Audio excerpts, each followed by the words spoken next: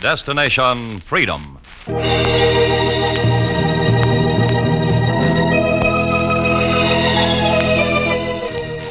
Destination Freedom. Dramatizations of the great democratic traditions of the Negro people is brought to you by station WMAQ as a part of the pageant of history and of America's own Destination Freedom.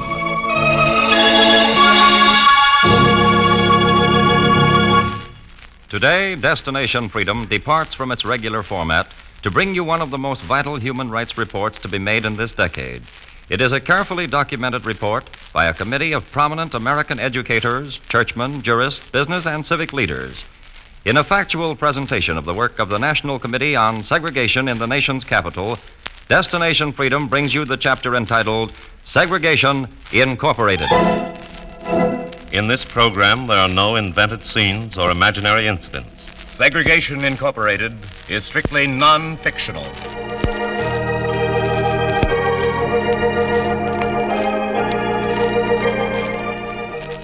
The stage for today's chapter is set along the banks of the beautiful Potomac, a site picked by George Washington as the capital of our country.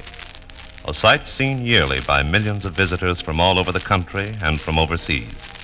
The steel and granite government buildings, the marble monuments of Washington, Jefferson, and Lincoln are shrines symbolizing the meaning of America. And by plane, by train, by bus, by car, citizens come from all over America, the world, to get a brighter sense of what America stands for. They visit the galleries, gape at the buildings, read the inscriptions, alone or touring in groups like this one. This is it, folks, the greatest capital on anybody's earth. Right over there is the U.S. Mint, where the money's made. And right over there, if you stand up, you can see the White House, where the president is right this minute. Suppose right here, before this cross-section of America, we stop the bus and tap the shoulder of the barker and point out to his tourists another side of the Washington story. Look, there's nothing about Washington I don't know. Been a guide for 20 years. I point out everything. I don't miss a thing. This is the only major capital in the world where 1/4 of its people cannot eat in a public restaurant. And the only capital in the world where race segregation is supported by the government. All right. I know all about that. I know that. There's things I don't tell tourists, sure. Way I figure it, no use letting strangers see what they don't ask for. Some things you just keep secret. Is Washington's segregation a secret? Listen to this letter from an official of Denmark who spent several months in Washington on a mission for his king. Dear friends in America, before coming to your country, I had of course heard about your racial system, and I remember being mildly puzzled by this inconsistency in your democratic ideals. But I'm afraid I was quite unprepared for what I saw in Washington. On the streets and sidewalks, I noticed both races mingled freely. But when I went to eat my first meal in a Washington drugstore... Yeah, what's yours? Bacon and eggs, please. Adam and Eve on a raft. Next? This gentleman behind me is next, I believe. What gentleman? I suppose it's me. I'd like a cup of coffee and some of Some those donuts. sense in your head. We don't serve Negroes in here, you know it. Now, come on.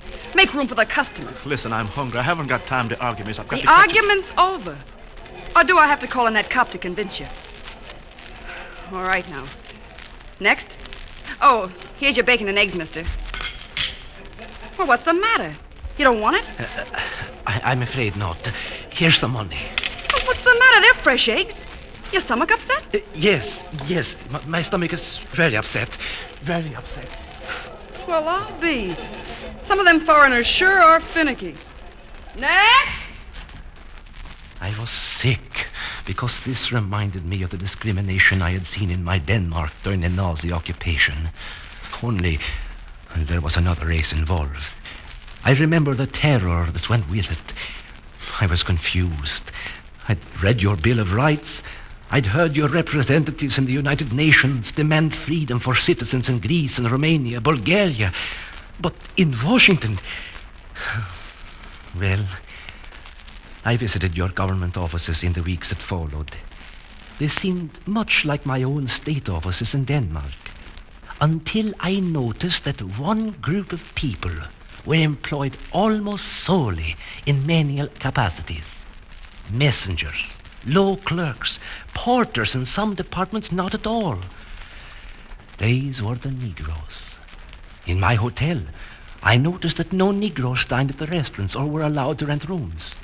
And for the first time in my life, I saw a sign on the door of a washroom that said, "For white only." And another that said, "For colored." It is no exaggeration to say that most of our people who come to your capital go home with what you call a bad taste in their mouth.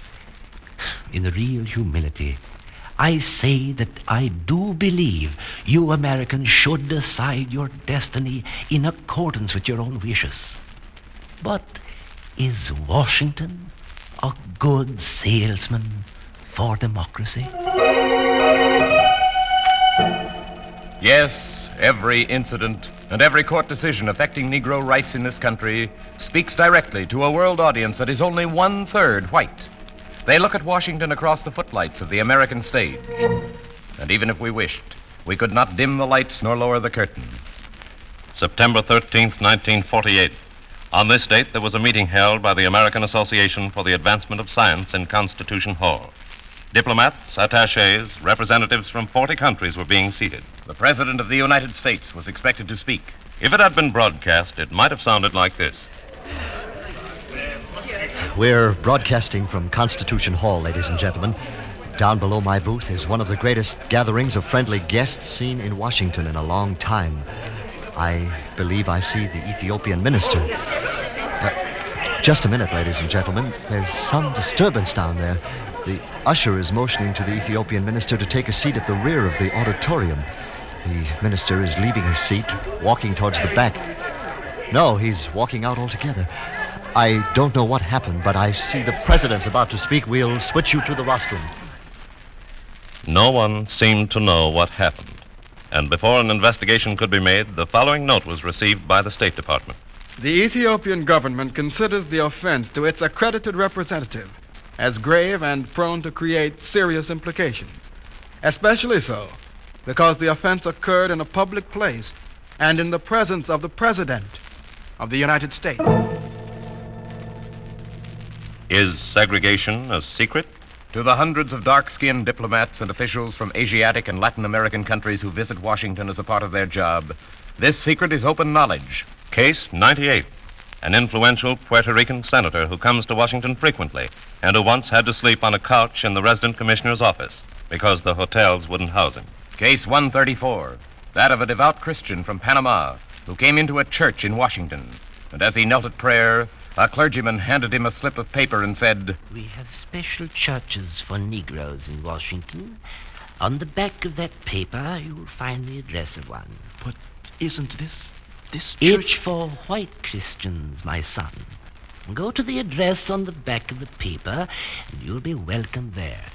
Not here. Inside many of the largest churches in Washington, visitors are made unwelcome. Segregation is even the public policy in Washington of such Christian organizations as the YMCA, who insist that dark-skinned guests be housed in segregated branches. This has made Washington the only capital in the world where it is necessary to chaperone foreign diplomats to protect them from insult because of their color. Is segregation a secret? Not to the 250,000 Negroes who are born here, come here and die here, and call it home. My name is Sergeant Baker. You may not have heard of it. It doesn't matter. What matters is what happened when I came home on leave from my Army Air Corps unit. It was during the war. There was a picture playing downtown on military aviation. My lawyer had asked me to see it. I went to the theater. The manager stopped me. What do you want here, boy? Sergeants of the United States Army are not referred to as boy, mister. You can't come in this theater. We don't have a segregation balcony yet. Say, aren't you that Baker boy used to run up and down Pennsylvania Avenue in short pants? I thought I recognized you, even in that uniform. Well, you sure have grown, boy. I'm sorry you haven't. Well, welcome home, Baker. See by them pads on your arm, you've been to France, Italy, Germany. You've been around, son. Come back next month when my segregation balcony's fixed. You're welcome anytime then. Sure glad to see you safe in Washington, boy. Ain't no place like it, is there? In a way, there isn't. The exclusive policy of Washington theaters and auditoriums have brought the capital and the country much notoriety. When the Daughters of the American Revolution refused to permit the use of Constitution Hall for a concert by Marian Anderson, every capital in the world heard about it. And a few people did something about it. When Negro war veterans like Sergeant Baker were barred from seeing the play Joan of Lorraine at Listener Auditorium in the fall of 1946, the starring actress stood on the stage and told her audience, I heard a few days ago that no Negro can come into this theater, and in the capital city, too. Before I came to America, I did not know there was any place where colored people could not come in. Until this is a free city, I shall never play in it again. Those were the words of Ingrid Bergman. And in 1948, the Actors' Equity Association voted to stay away from the theaters in Washington until race discrimination was ended. There are, nevertheless, 250,000 American citizens of Negro descent who live here along the Potomac River and cannot stay away until discrimination is ended. When did it start? In the 19th century, thousands of Negroes and white people from surrounding states lived together in the District of Columbia on a basis of equality and respect. One old Washingtonian recalls, 15th and New York Avenue, now a part of the downtown area where no Negro can see a show or sit down to eat, was once owned by old Alfred Lee, a colored feed dealer who bought it from the British Embassy. Colored folks lived pretty near any place in Washington in them days. This here segregation is a new idea. You know, some folks say the time is not ripe for colored people to have equal rights as citizens in the capital. But shucks, way back in 1872, the district had a law that gave all citizens equal rights in public places. Right stiff penalties for the violators, too. Sure, we've gone backwards, not forwards. Yeah, sometimes I wonder whatever became of that law. that law mysteriously disappeared from the compiled statutes of the District of Columbia. There is no record of its repeal. But the record of what segregation has done to the city of the Cherry Blossom Festival can be seen in its slums. Washington has the ugliest slums in the nation. In the words of Agnes E. Meyer of the Washington Post, February 6, 1944. In my journey through the war centers, I have visited the worst possible housing, but not in the Negro slums of Detroit. Not even in the southern cities have I seen human beings subjected to such unalleviated wretchedness as in the alleys of our own city of Washington.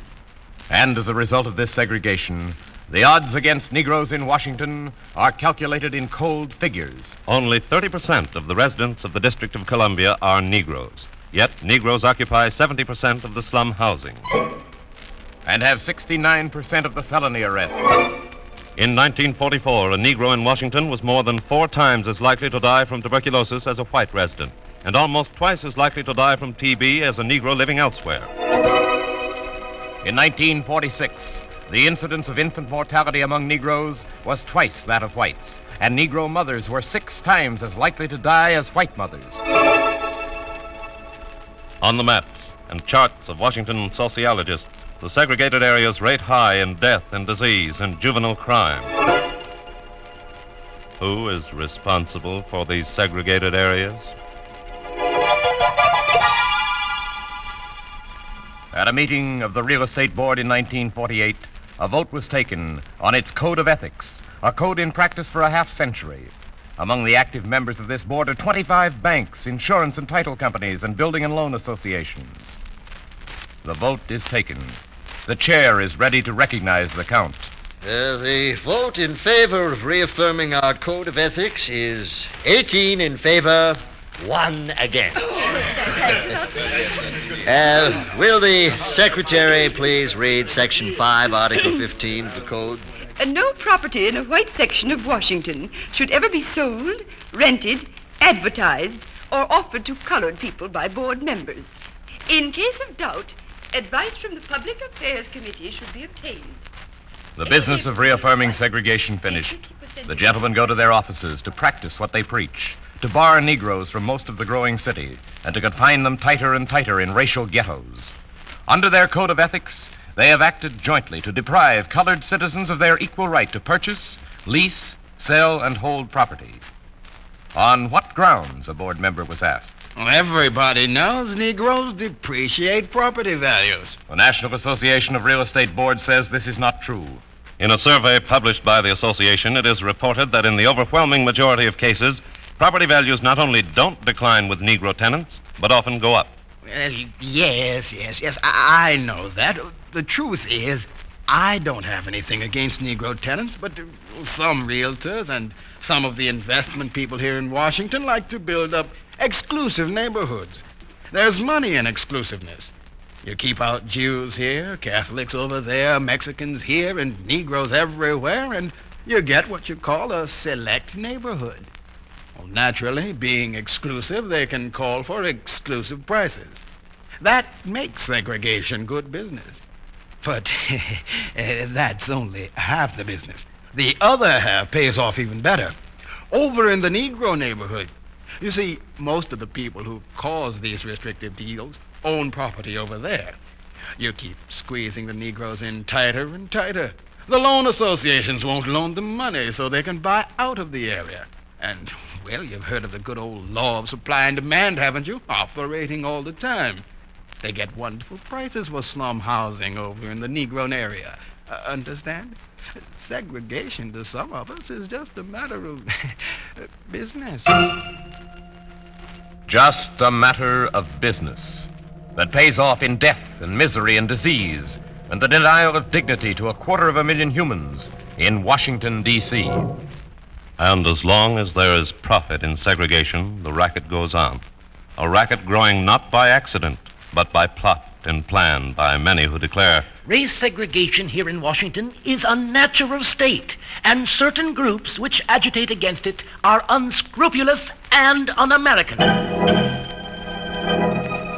It might surprise the people we liberated from Nazi ghettos to know that race segregation is defended as both natural and American by the business and property interests that dominate the nation's capital.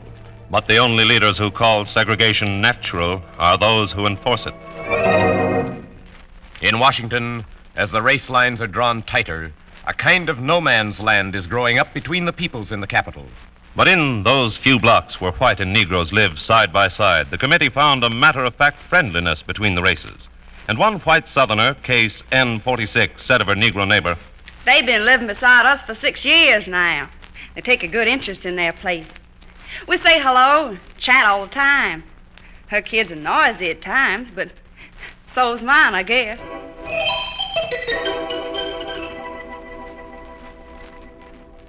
It is not in the field of spontaneous human relationships that trouble occurs in Washington, but on a high policy level where segregation of the Negro is planned as a matter of business. And the results of the planning have been in tension and riots, tension caused by the compression of people in poverty-shocked communities. And in the words of the biennial report of the Federal Council of Churches of Christ in America, 1946, segregation increases and accentuates racial tensions. It is worth noting that race riots in this country have seldom occurred in the neighborhoods with a racially mixed population. Our worst riots have occurred along the borders of tightly segregated areas. Instead of producing good racial relations, segregation creates a deep sense of frustration and resentment. Organizers of Segregation Incorporated do not wait for the victims to grow up before they split them apart. In Washington, segregation begins in kindergarten. Along the streets of the nation's capital, little children will soon head back to school. The white children to schools designated for whites. The colored children to schools designated for Negroes, passing each other on the way. They cannot go into the same school buildings. They cannot study together. They cannot play together. Nor can they salute the flag together. And the schools of the colored children are run down and overcrowded. In the school year 1946-47, the operation of Negro schools received nearly 25% less per capita than white schools. Around here in Washington and in the South, they say separate but equal facilities. But nobody ever saw facilities that were separate and equal. Segregation implies a superior-inferior relationship. Otherwise, there'd be no segregation. And both Negro and white teachers agree that by the time their pupils reach the third grade, they're conscious of their systematic separation. In this way, they learn about America.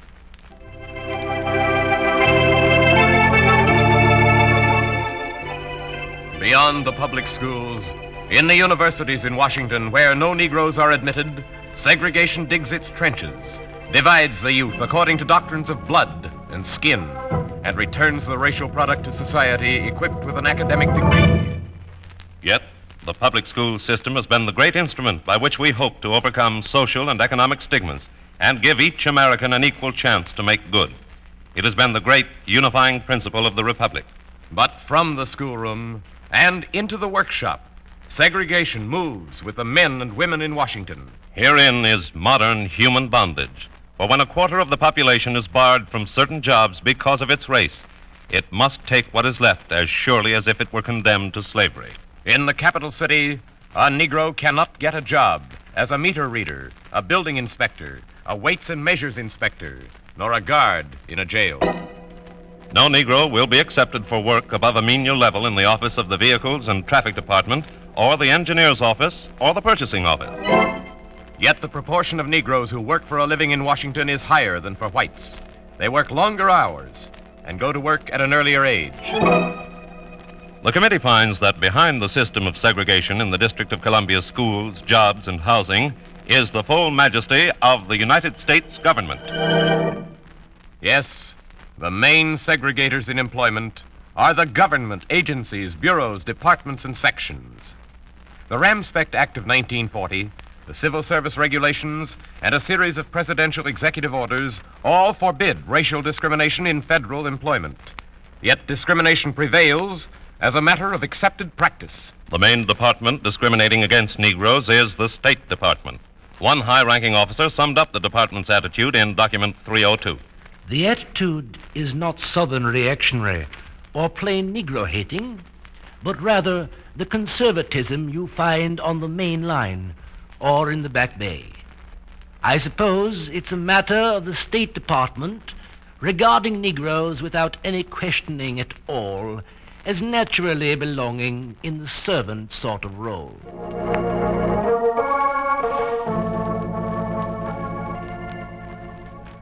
The only Negro who did rise to a key position in the State Department tells why he recently turned down a Washington job.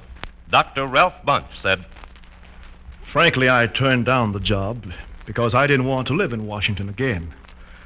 I'd been refused service in Washington public places so many times that I never knew what to expect. And when one of my foreign friends asked the management of a hotel if they would object to my presence, they said yes, even though I was a State Department man. No, I don't think I'd live in Washington again, even to be Assistant Secretary of State.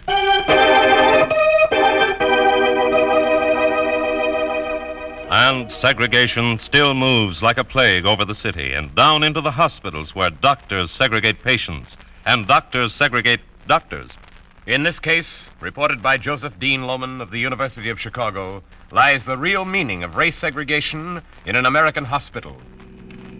It was on the streets of Washington that the cab came screaming around the corner and pulled up in front of a Washington hospital. It was a cold winter morning in 1945. The driver darted up the steps. The clerk saw him. Is something wrong, mister? Yeah, that's a young lady outside my cab. She's in labor. She don't get a doctor right away. Emergency. Nurse, Dr. Phillips, emergency. Golly, I thought I wouldn't make it in time. Her husband's out there with her.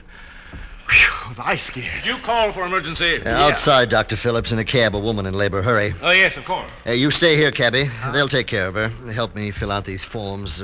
Her name? Well, I'm not sure. You see, I was cruising by and I heard someone call, and I stopped. It was right in the 100 block on Bryant Street, Northwest. Bryant Street. Yeah. She's a Negro. She's in labor. Sorry, this hospital has strict orders not to admit What are you Negroes. talking about? Clerk, I examined the patient. She is in labor, but, well, because of the rules, I can't bring her in. Well, that's what I've been trying to tell this guy. Driver, try to take her over to the city hospital before There ain't anything. time for that. You know it. Well, I'll get you a sheet and you can cover her with that until you get them over to city hospital. It happened in Washington, 1945. For science stops where segregation starts. In Washington, Negro doctors are barred from the district's medical association and from the American Medical Society. In fact, there is only one hospital in the city to which a Negro physician can take a private patient. This segregation in medicine endangers the health of the nation, as segregation in housing and jobs and education endangers the peace and security of Americans at home. But it was not always this way in Washington. Once, the District of Columbia had one of the best civil rights laws in existence, and its citizens knew no segregation. Washington was not always the capital of white supremacy. The federal government did not always ally itself with the segregationists. Now, it's a different capital.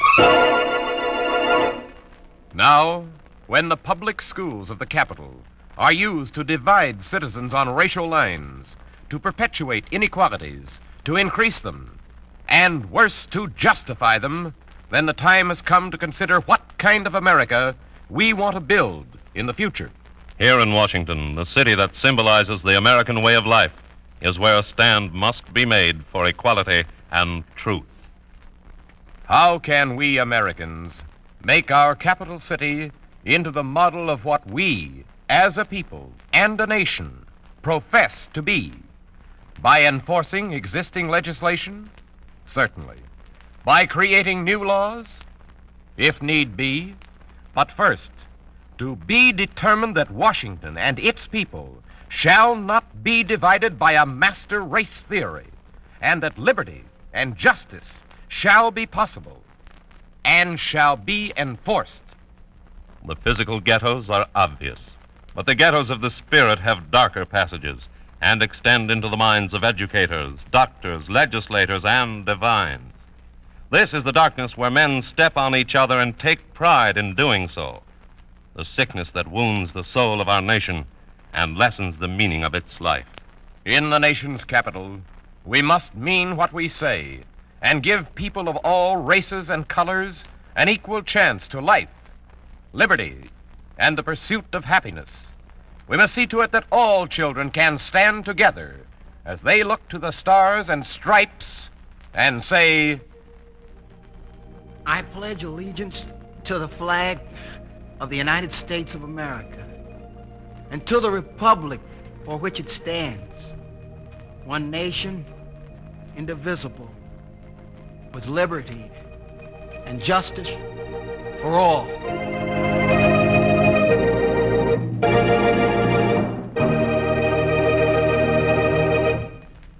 You have just heard Destination Freedom's presentation of Segregation Incorporated, a documented report by the Committee Against Segregation in the nation's capital. Destination Freedom is written by Richard Durham, produced by Homer Heck, and directed by Dick Loughran.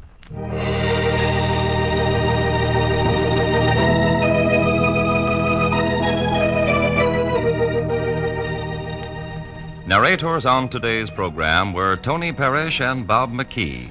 Others in the cast were Janice Kingslow, Dean Olmquist, Oscar Brown Jr., George Kluge, and Fred Pinkard. Special music was composed by Emil Soderstrom and played by Elwyn Owen and Roy Graham. Our technician was Al Johnson. Sound effects by Cliff Mueller. This is Charles Chan inviting you to be with us again next week, when Destination Freedom will tell the story of the great Reconstruction hero from Mississippi and the only Negro ever to serve in the United States Senate, Blanche K. Bruce.